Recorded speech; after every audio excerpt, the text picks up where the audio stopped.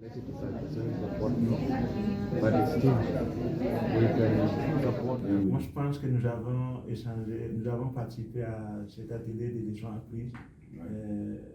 Une des principales leçons qu'on tire déjà de cet atelier, c'est vraiment que ça nous a permis de comprendre le contexte global du projet. C'est un projet avec continent et multi-pays. Donc, on a compris vraiment les réalités, des urgences au Colombie, Bangladesh, aussi dans les autres pays en Afrique. On a vu vraiment quelles peuvent être les similarités. Effectivement. Donc, en quelque sorte, on pourrait peut-être dire que ça a permis un grand brassage donc, des acteurs du projet qui se sont mieux connus, qui ont découvert davantage le projet, puisque certains ont rejoint la dynamique progressivement.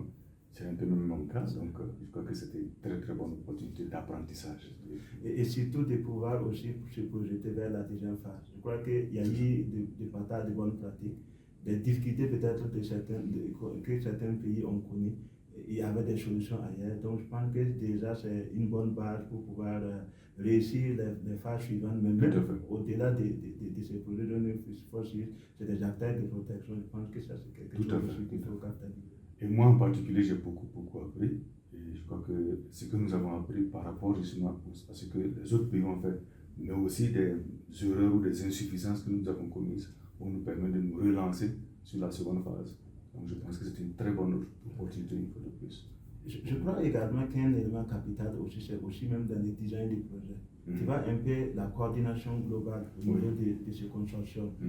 Nous, au Burkina Faso, on a commencé déjà à échanger à l'informel, mais on voit que c'est une nécessité absolue, par exemple, qu'à l'intérieur de chaque pays, les gens peuvent effectivement se parler, pouvoir partager les connaissances et s'épauler mutuellement. Et je crois que ça va dans le sens de ce que je dis, même au-delà, par organisation, on a effectivement cette différence par rapport au pays d'intervention, mais c'est quand même des choses qu'on peut... Et ça, à mon avis, c'est vraiment une force pour ce projet-là, de pouvoir mettre les acteurs ensemble, les acteurs qui appartiennent à des milieux ou à des organisations, des pays différents ensemble, qui dialoguent, qui partagent les expériences. Moi, je crois que c'est vraiment une grande force pour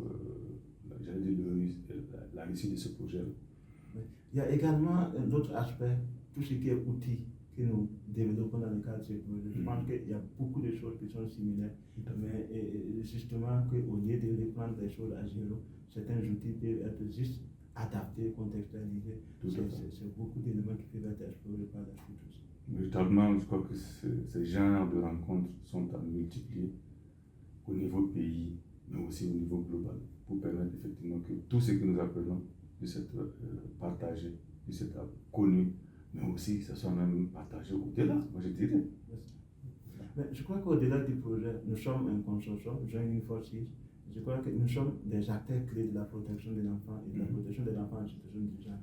Et nous contribuons à animer un peu la coordination humanitaire dans nos pays. Je crois que c'est quelque chose qui peut avoir une plus-value sur notre consortium Joining Forces, parce qu'effectivement, on met ensemble nos forces, on met ensemble nos bonnes pratiques pour pouvoir effectivement bien être représentés dans les coordinations humanitaires au niveau des pays.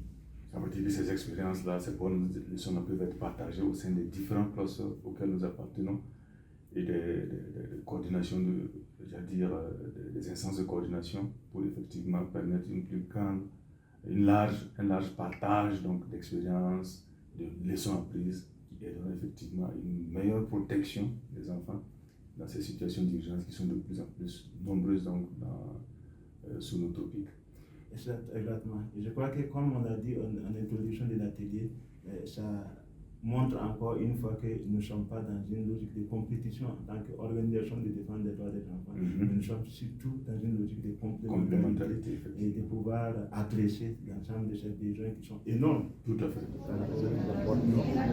But still we can support.